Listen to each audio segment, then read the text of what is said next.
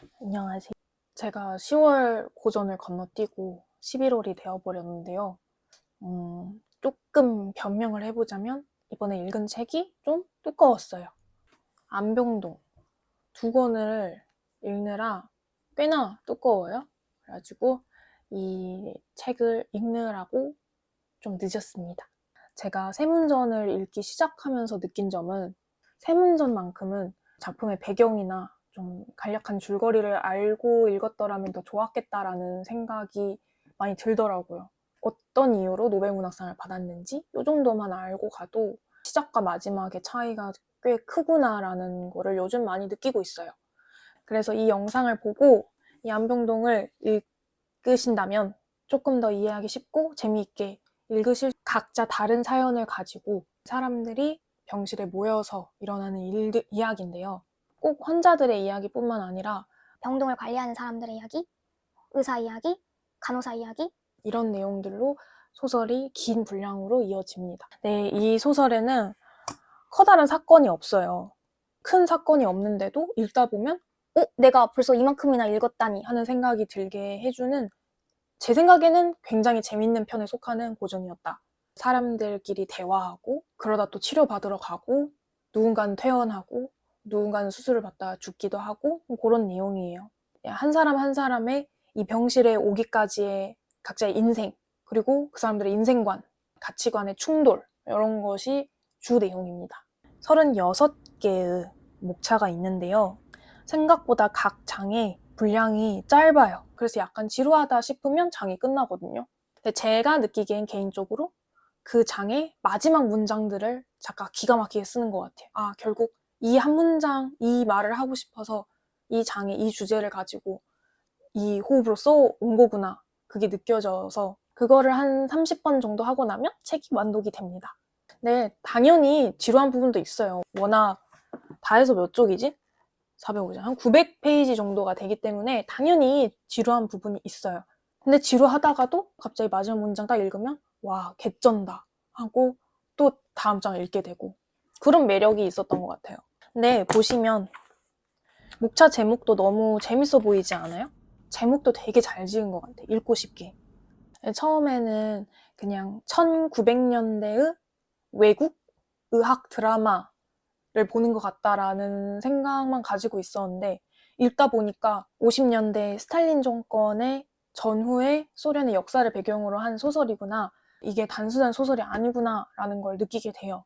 이 작가 이야기를 안 할 수가 없는데 이 솔제니친, 정말 쉽지 않은 삶을 사신 분이에요. 이분이 실제로 친구랑 주고받은 편지에서 스탈린을 비판하는 내용이 발각이 되면서 강제노동 수용소랑 유형지에 감금을 당하게 됩니다. 그리고 11년형을 받아요.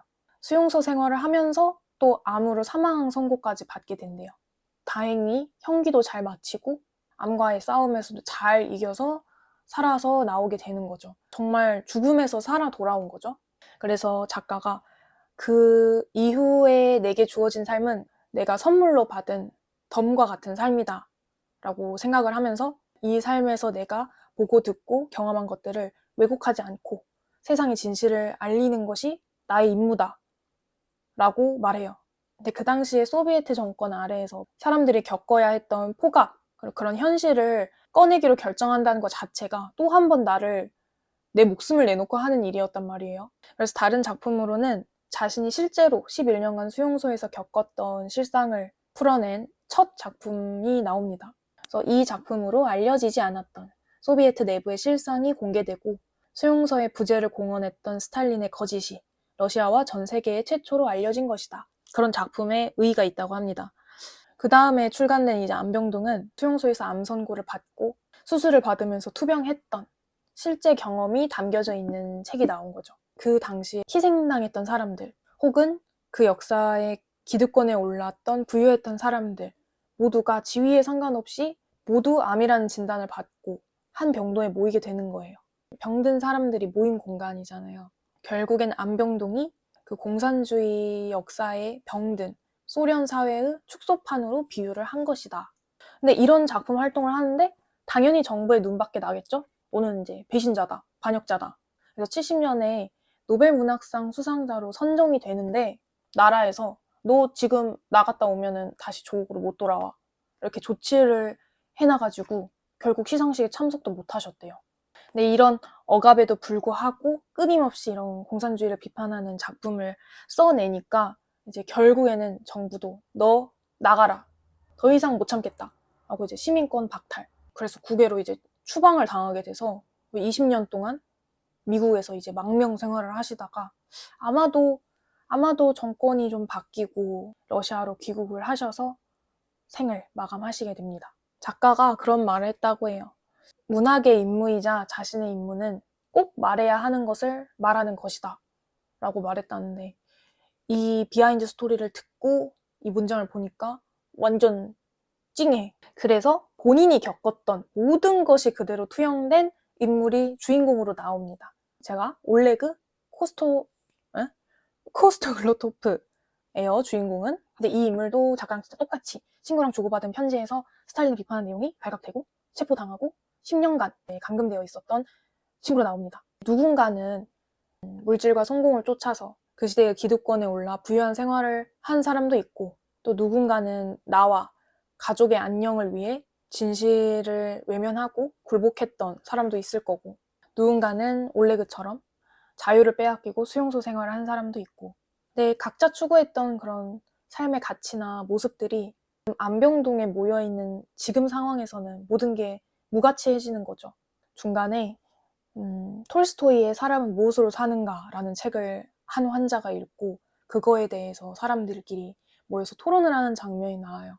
각자의 입장과 가치관이 다르기 때문에 그 토론하는 장면이 되게 기억에 남더라고요. 작가가 말하고 싶었던 거는 그 스탈린 정권 시대의 가해자였던 피해자였던 그런 선악을 가리는 게 아니라 모두가 그저 그 잔인한 체제에 희생당한 존재들이다 라는 걸 작가가 말하고 싶었던 것 같아요. 안병동에 모여서 사람들끼리 그런 이야기를 많이 해요. 그 사람들의 지금 가장 큰 소원은 암이 완치돼서 퇴원을 하는 거거든요. 다른 건 다 상관없이. 우리가 완치가 되고 퇴원을 하게 된다면 남은 날을 무엇을 하면서 살 것인가, 서로 이런 것들을 대화를 많이 합니다. 비유적으로나 실제적으로나 우리가 역사에 의해서 혹은 이 암이라는 병에 의해서 빼앗긴 자유를 어떻게 다시 되찾을 것인가. 근데 그 맥락이 이제 작가는 러시아가 앞으로 남은 미래에 어떻게 도덕적인 러시아를 건설할 것인가에 대해 비유적으로 작가가 메시지를 남긴 작품이라고 합니다. 마지막에 작품 해설도 너무 설명이 잘 되어 있어가지고, 사실 저는 전혀 모르고 배경 지식이 전혀 없이 책을 시작해가지고 GPT한테 많이 물어보면서 책을 읽었거든요. 근데 다 끝나고 작품 해설까지 읽고 나니까 내가 이 배경을 이해한 상태에서 이 책을 한 번 더 읽어보고 싶다라는 생각이 들었어요. 그런 인물들과 배경이 상징하는 게 다 있거든요. 그걸 알고 읽으면 좋겠다. 이 작품을 더 잘 흡수할 수 있겠다. 결론은 이 작품이 단순한 소설 그 이상으로 진실을 세상에 알리기 위한 그런 그의 엄청난 투쟁이 담겨있는 책이라는 거를 알게 되죠. 지금도 이 작품에 담겨있는 의의나 그런 상징들을 연구하고 있는 중이라고 합니다. 이게 러시아 문학이에요. 러시아 문학이라서 등장인물들의 이름이 굉장히 길어요. 예를 들어서 베라 코르닐리예브나 간가르트라는 의사가 나오는데, 베라라고 불리기도 하고 코르닐리예브나라고 부르기도 하고 간가르트라고 부르기도 해요. 그래서 이게 한 사람을 말하는 건지 초반에는 엄청 헷갈리거든요. 류드밀라 아파나시예브나 돈초바라는 또 의사가 나오는데, 어쩔 땐 류드밀라라 부르고 어쩔 땐 돈초바라고 불러요. 후반부에 가서는 이제 이렇게 섞어 쓰지 않고 이제 하나로 지칭을 하기는 하는데 초반에 감을 잡기가 되게 어렵더라고요. 그렇지만 큰 지장을 주지 않기 때문에 그냥 신경 쓰지 않고 읽으셔도 될 것 같아요. 네, 여기서 좀 알고 가면 좋은 게 주인공이 올레그 코스토클로토프라는 사람이에요. 전 주인공인지도 나중에 가서 알았어요. 왜냐면 처음부터 주인공이 바로 등장을 하는 게 아니라 다른 환자가 주인공인 것처럼 포문을 열거든요. 그 사람 이름이 파벨 니콜라예비치 루사노프인데, 이것도 파벨이라 불렀다가 루사노프라 불렀다가 왔다 갔다 해요, 처음부터. 그냥 처음에 나온 사람은 그냥 루사노프구나 목에 엄청나게 큰 종양을 가지고 있는 사람이라고 생각하시면 앞으로 읽는데 전혀 지장이 없습니다. 그래서 저는 이렇게 너무 헷갈려가지고 이름을 적어가지고 메모하면서 봤어요. 누구 간호사, 누구 어디 아픈 사람. 꼭 그렇게까지 읽진 않으셔도 돼요. 저는 도서관에서 빌려서 읽었는데 사실은 구매해서 다시 한번 읽고 싶어요. 그렇지만 집에 자리 이슈로 더 이상 읽은 책을 이렇게 두꺼운데 또 살 수는 없어. 혹시 궁금하신 분들은 직접 구매해서 읽어도 후회 없이 잘 읽을 수 있을 것이다.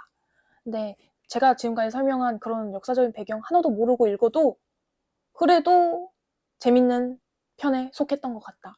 그래서 마지막으로 내가 인상 깊었던 문장 소개하고 마무리하도록 하겠습니다.